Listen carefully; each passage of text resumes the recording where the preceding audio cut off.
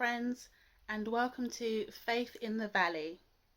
So, if you are new here, my name is Dee Chikwendu, and it is really wonderful to have you here with us today.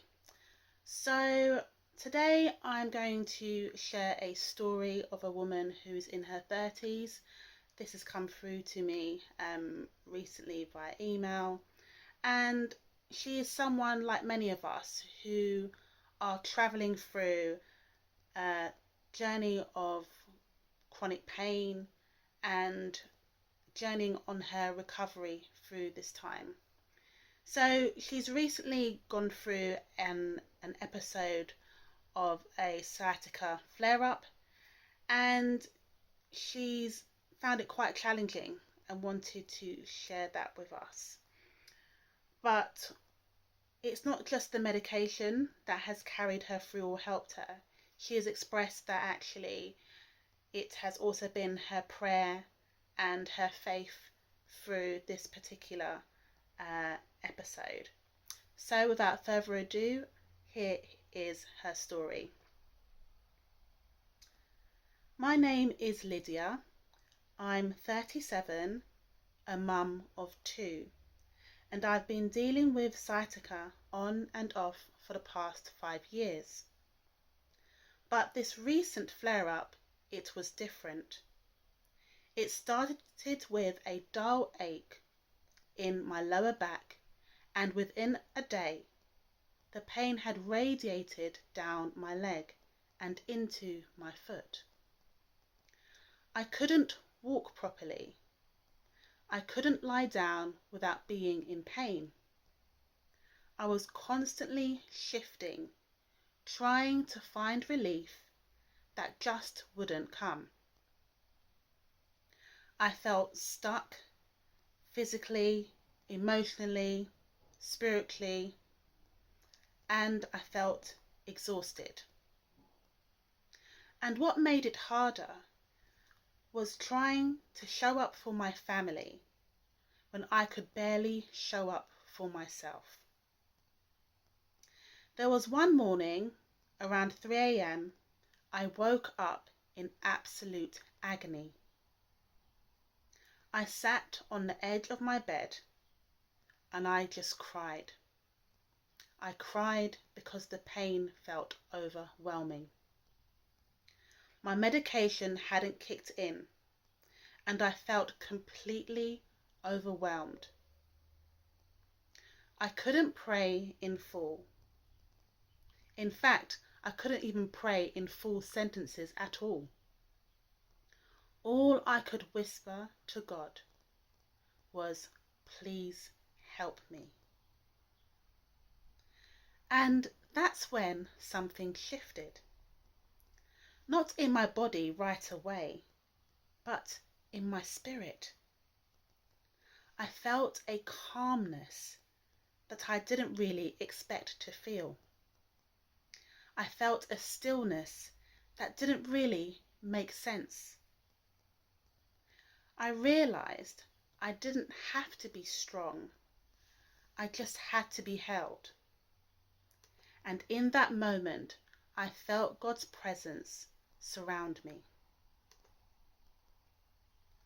From that day, I started to pray every morning, not just for healing, but also for strength.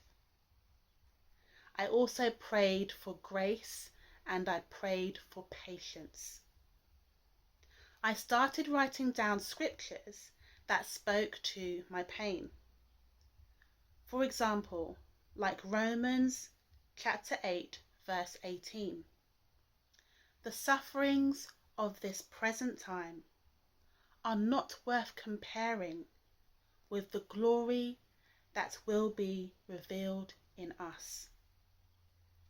I won't lie, and I can't say that everything disappeared overnight, because the pain certainly did not disappear overnight. But I will say this: prayer gave me back my peace. It reminded me that I wasn't alone, and that pain can something feel, pain can sometimes feel like it will never go away. But the peace is something that the pain can never take away from me. What I love about Lydia's story that she's shared with us today is that she didn't wait to feel better, before she turned to God to ask him for help. And by asking for help, it brought her pain into his presence, because he is the one who can help us travel through those painful, difficult times. And I think that's what faith in the valley looks like. It's not perfection, but it's honesty. And as we know, there are no instant miracles, especially when we're going through pain, especially when we're going through situations that we just did not expect. But there is quiet strength, though, when you reach out and you ask God for help. And I think that even though we're always going to have pain in some sort of form, in some sort of way, we know that pain is not the end of our story. And it's not the final word either. So my thoughts is that if you're struggling with sciatica or chronic pain or an injury that you have experienced recently, or maybe you've experienced before, but you're still dealing with the recovery of that, then please know that you are not alone. You are not the only one journeying through these challenging, difficult times. And you're not weak for crying either. There are times when sometimes all you can do is cry. And all you can do is pray. And so, just to remind you that wherever you are in the world, you are absolutely not forgotten. I understand the pain you're going through. And there are others in our community who also understand the pain that you're going through. And God understands too. And so I hope that you've enjoyed listening to Lydia's story today. And, I'd love to hear from you in the comments below. Or if you'd like me to share a story on your behalf, like what Lydia has done today, then I hope that you can send your story to me. My details, are in the description below. And before I go, it would be great to hear from you. What sort of scriptures may have encouraged you during your journey? But also as well, have you ever prayed like a 3 a.m. prayer, like the prayer that Lydia prayed during that time when she felt such chronic pain? If you have, I'd love to hear from you. But in the meantime, let's encourage each other, let's show up for each other, and let's keep each other in our prayers.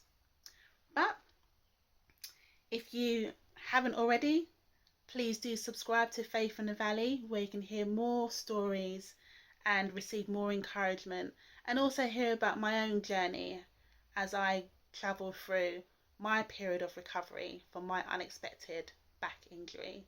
And if you don't know the backstory, please do watch the other videos that I've uploaded onto this channel for you. But I wish you well in the meantime. I'm looking forward to speaking with you again. And before I go, I just want to say that may grace meet you exactly where you are. Thank you so much for listening today, and I look forward to seeing you again soon. Take care.